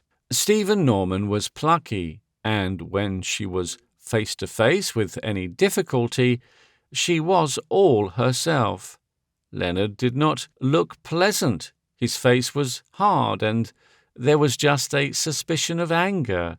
Strangely enough, this last made the next step easier to the girl. She said slowly, "All right, I think I understand." He turned from her and stood looking out on the distant prospect. Then she felt that the blow which she had all along secretly feared had fallen on her, but her pride, as well as her obstinacy, now rebelled. She would not accept a silent answer. There must be no doubt left to torture her afterwards. She would take care that there was no mistake. Schooling herself to her task and pressing one hand for a moment to her side, as though to repress the beating of her heart, she came behind him and touched him tenderly on the arm. "Leonard," she said softly, "are you sure there is no mistake? Do you not see that I am asking you?" She intended to say, "to be my husband," but she could not utter the words. They seemed to stick in her mouth. So she finished the sentence, "that I be your wife?" The moment the words were spoken, the bare, hard, naked, shameless words, the revulsion came. As a lightning flash shows up the blackness of the night, the appalling truth of what she had done was forced upon her. The blood rushed to her head, till cheeks and shoulders and neck seemed to burn. Covering her face with her hands, she sank back on the seat, crying silently bitter tears that seemed to scald her eyes and her cheeks as they ran. Leonard was angry when it began to dawn upon him what was the purpose of Stephen's speech. He had been shocked. Young men are so easily shocked by breaches of convention made by women they respect, and his pride was hurt. Why should he have been placed in such a ridiculous position? He did not love Stephen in that way, and she should have known it. He liked her, and all that sort of thing, but what right had she to assume that he loved her? All the weakness of his moral nature came out in his petulance. It was boyish that his eyes filled with tears. He knew it, and that made him more angry than ever. Stephen might well have been at a loss to understand his anger, as, with manifest intention to wound, he answered her, "What a girl you are, Stephen! You are always doing something or other to put a chap in the wrong and make him ridiculous. I thought you were joking. Not a good joke, either. Upon my soul, I don't know what I've done that you should fix on me. I wish to goodness." If Stephen had suffered the red terror before, she suffered the white terror now. It was not injured pride. It was not humiliation. It was not fear. It was something vague and terrible that lay far deeper than any of these. Under ordinary circumstances, she would have liked to have spoken out her mind and given back as good as she got, and even as the thoughts whirled through her brain, they came in a torrent of vague, vituperative eloquence. But now her tongue was tired. Instinctively she knew that she had put it out of her power to revenge, or even to defend herself. She was tied to the stake, and must suffer without effort and in silence. Most humiliating of all was the thought that she must propitiate the man who had so wounded her. All love for him had in the instant passed from her, or rather she realized fully the blank, bare truth that she had never really loved him at all. Had she really loved him, even a blow at his hands would have been acceptable. But now she shook the feelings and the thoughts from her as a bird does the water from its wings, and with the courage and strength and adaptability of her nature, addressed herself to the hard task which faced her in the immediate present. With eloquent, womanly gesture, she arrested the torrent of Leonard's indignation, and, as he paused in surprised obedience, she said, "That will do, Leonard. It is not necessary to say any more, and I'm sure you will see later on that at least there was no cause for your indignation. I have done an unconventional thing, I know, and I dare say I shall have to pay for it in humiliating bitterness of thought later on. But please remember, we are all alone. This is a secret between us. No one else need ever know or suspect it." She rose as she concluded. The quiet dignity of her speech and bearing brought back Leonard in some way to his sense of duty as a gentleman. He began, in a sheepish way, to make an apology. "I'm sure I beg your pardon, Stephen." But again she held the warning hard. "There is no need for pardon. The fault, if there were any, was mine alone. It was I, remember, who asked you to come here, and who introduced and conducted this melancholy business. I have asked you several things, Leonard, and one more I will add, 'tis only one, that you will forget." As she moved away, her dismissal of the subject was that of an empress to a serf.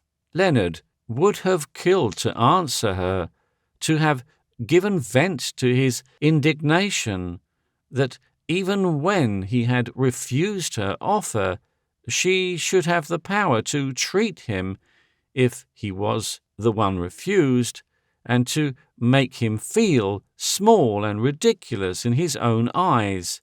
But somehow he felt constrained to silence. Her simple dignity outclassed him. There was another factor, too, in his forming his conclusion of silence. He had never seen Stephen look so well or so attractive. He had never respected her so much as when her playfulness had turned to majestic gravity. All the boy and girl strife of the years that had gone seemed to have passed away. The girl who he had played with and bullied and treated as frankly as though she had been a boy had, in an instant, become a woman, and such a woman as demanded respect and admiration even from such a man. Chapter 12. On the Road Home. When Leonard Everard parted from Stephen, he did so with a feeling of dissatisfaction. Firstly, with Stephen, secondly, with things in general, thirdly, with himself. The first was definite, concrete, and immediate. He could give himself chapter and verse for all the girl's misdoing. Everything she had said or done had touched some nerve painfully, or had offended his feelings, and to a man of his temperament, his feelings are very sacred things to himself. Why had she put him in such a ridiculous position? That was the worst of women. They were always wanting him to do something he didn't want to do, or crying. There was that girl at Oxford. Here he turned his head slowly and looked round in a furtive way, which was getting almost a habit with him. A fellow should go away so that he wouldn't have to swear lies. Women were always wanting money, or worse, to be married. Confound women! They all seemed to want him to marry them. There was the Oxford girl, and then the Spaniard, and now Stephen. This put his thoughts in a new channel. He wanted money himself. Why Stephen had spoken of it herself, had offered to pay his debts. Gad, it was a good idea that everyone round the countryside seemed to know his affairs. What a flat he had been, not to accept her offer then and there, before matters had gone further. Stephen had lots of money, more than any girl could want, but she didn't give him time to get the thing fixed. If he had only known beforehand what she wanted, he could have come prepared. That was the way with women, always thinking of themselves. And now? Of course, she wouldn't stump up after his refusing her. What would his father say if he came to hear of it. And he must speak to him soon, for these chaps were threatening to county court him if he didn't pay. Those harpies in Vere Street were quite nasty. He wondered if he could work Stephen for a loan. He walked on through the woodland path, his pace slower than before. How pretty she had looked! Here he touched his little moustache. Gad, Stephen was a fine girl anyhow, if it wasn't for all that red hair. I like 'em dark better, and her being such an infernal boss. Then he said unconsciously aloud, "If I were her husband, I'd keep her to rights. Poor Stephen! So that's what the governor meant by telling me that fortune was to be had, and had easily, if a man wasn't a blind fool. The governor is a starchy old party. He wouldn't speak out straight and say, 'Here's Stephen Norman, the richest girl you are ever likely to meet. Why don't you make up to her and marry her?'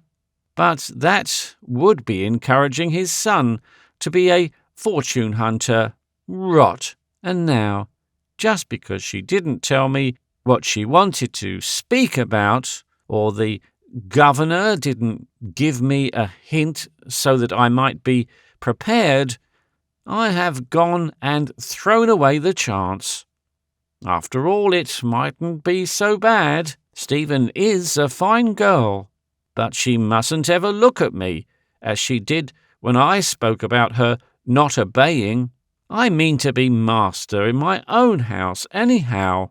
A man mustn't be tied down too tight, even if he is married, and if there's plenty of loose cash about, it isn't hard to cover up your tracks. I think I'd better think this thing over calmly and be ready when Stephen comes at me again. That's the way with women. When a woman like Stephen fixes her cold grey on a man, she does not mean to go asleep over it. I dare say my best plan will be to sit tight and let her work herself up a bit. There's nothing like a little wholesome neglect for bringing a girl to her bearings." For a while he walked on in a satisfied self-complacency. Confound her! Why couldn't she have let me know that she was fond of me in some decent way, without all that formal theatrical proposing? It's a deuced annoying thing in the long run, the way the women get fond of me, though it's nice enough in some ways while it lasts," he added, as if in unwilling recognition of a fact.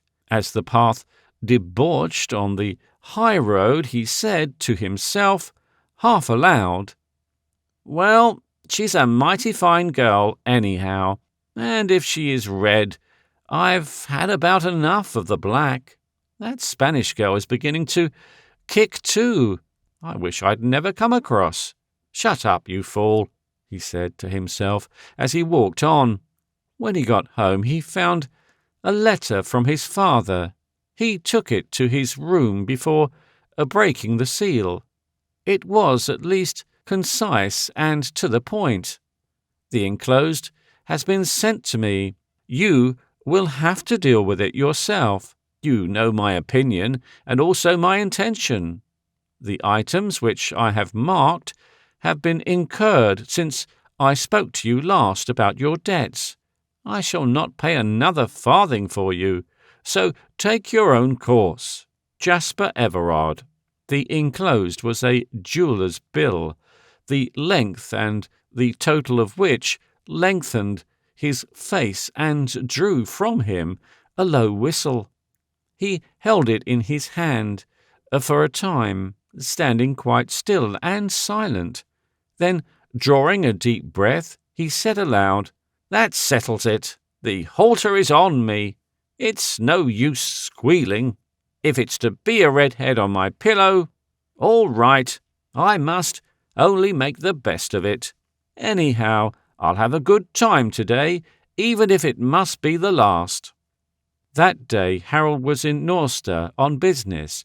It was late when he went to the club to dine. Whilst waiting for dinner, he met Leonard Everard, flushed and somewhat uncertain in his speech. It was something of a shock to Harold to see him in such a state. Leonard was, however, an old friend, and man is, as a rule, faithful to friends in this form of distress. So in his kindly feeling, Harold offered to drive him home, for he knew that he could thus keep him out of further harm. Leonard thanked him in uncertain speech and said he would be ready. In the meantime, he would go and play billiards with the marker whilst Harold was having his dinner. At 10 o'clock, Harold's dog-cart was ready, and he went to look for Leonard, who had not since come near him. He found him half asleep in the smoking-room, much drunker than he had been earlier in the evening. The drive was fairly long, so Harold made up his mind for a prolonged term of uneasiness and anxiety. The cool night air, whose effect was increased by the rapid motion, soon increased Leonard's somnolence, and for a while he slept soundly, his companion watching carefully lest he should sway over and fall out of the trap. He even held him up as they swung round sharp corners. After a time he woke up, and woke in a nasty temper. He began to find fault in an incoherent way with everything.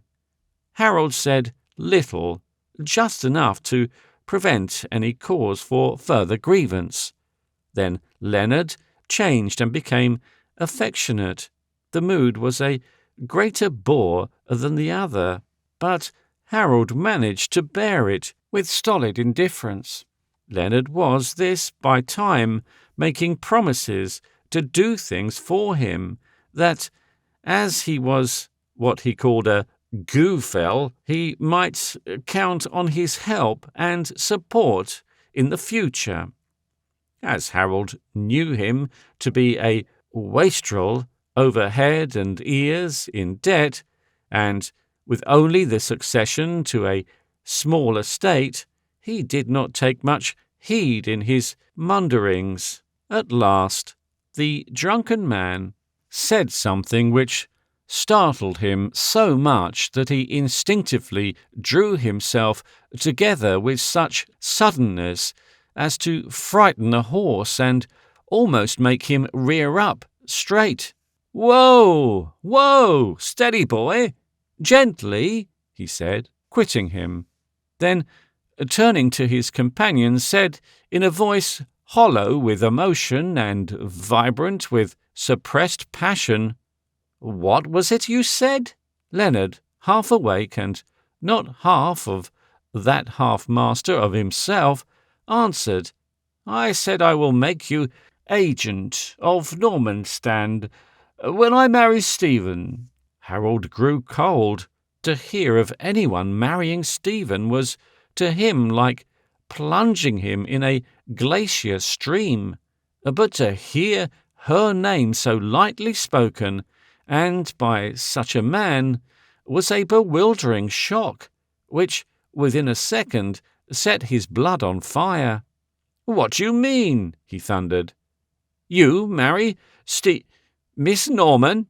You're not worthy to untie her shoe. You indeed. She wouldn't look on the same side of the street with a drunken brute like you.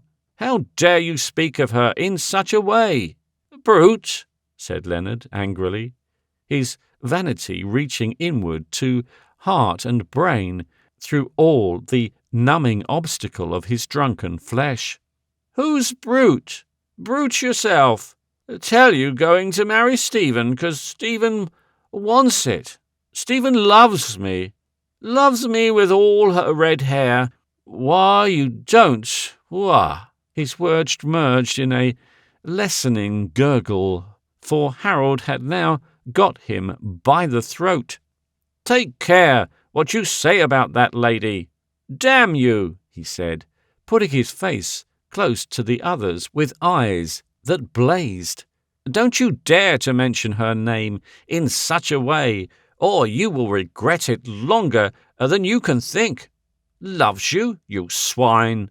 The struggle and the fierce grip on his throat sobered Leonard somewhat, momentarily sobbed him to that point when he could be coherent and vindictive, though not to the point where he could think ahead. Caution, wisdom, discretion, taste were not for him at such a moment. Guarding his throat with both hands, in an instinctive and spasmodic manner, he answered the challenge. Who are you calling swine? I tell you, she loves me. She ought to know. Didn't she tell me so this very day? Harold drew back his arm to strike him in the face, his anger too great for words. But the other, seeing the motion, and in the sobering recognition of danger, spoke hastily. Keep your hair on. You know so jolly much more than I do. I tell you that she told me this and a lot more this morning when she asked me to marry her. Harold's heart grew cold as ice. There is something in the sound of a voice speaking truthfully which a true man can recognize, though all Leonard's half-drunken utterings came such a ring of truth, and Harold recognized it. He felt that his voice was weak and hollow as he spoke, thinking it necessary to give at first a sort of official denial to such a monstrous statement. Liar! I'm no liar, answered Leonard. He would like to